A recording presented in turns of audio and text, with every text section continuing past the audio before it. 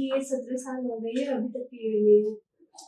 एक बार भी पीरियड नहीं आया? नो मैम, एक बार भी नहीं। पेशेंट हमारे पास आई 20 की उम्र पे, जिसको आज तक कभी पीरियड्स नहीं हुए। पीरियड आने की नॉर्मल एज है 12 से 13 साल, और आप डॉक्टर के पास जाएंगे, अगर 13 साल तक पीरियड नहीं आए और कोई भी अर्ली प्यूबर्टल साइंस नहीं है, like breast development, axillary pubic है, और अगर थोड़ी बहुत ब्रेस्ट डेवलपमेंट है बट पीरियड्स नहीं आए हैं टिल द एज ऑफ 15 तो। Now this patient came to us with no periods at 20। हमने सबसे पहले अल्ट्रासाउंड करा। अल्ट्रासाउंड में यूट्रस स्मॉल एब्सेंट लग रहा था एंड ओवरीज नॉर्मल थी। उसके बाद genetic test 46XX which meant she was a normal female. Hormone test normal, यानी कि ऊपर ब्रेन से कोई कमी नहीं आ रही है, उसके हार्मोन्स नॉर्मल है, यानी कि ओवरीज काम कर रही हैं। इस कंडीशन को बोला जाता है मेयर रॉकीटांस्की कुष्ठ-हॉसर सिंड्रोम, जिसमें जन्म से बच्चा बिना यूट्रस के पैदा होता है। सो वजाइना है या एब्सेंट होती है या ब्लाइंड होती है या थोड़ी बहुत होती है। सो यूट्रस यानी कि अपर पार्ट एब्सेंट है, uterus and tube. In cases को वजाइनल रिकंस्ट्रक्शन की जरूरत पड़ती है, जो शादी प्लान करने से ऑलमोस्ट 2-4 महीने पहले करना चाहिए। उसके बाद इनकी सेक्सुअल एक्टिविटी नॉर्मल हो सकती है, और प्रेगनेंसी भी जेनेटिकली अपनी हो सकती है, बट क्योंकि यूट्रस नहीं है उसके लिए सरोगेसी लगेगी। And this is my publication way back where we had created a new vagina for such patient who's happy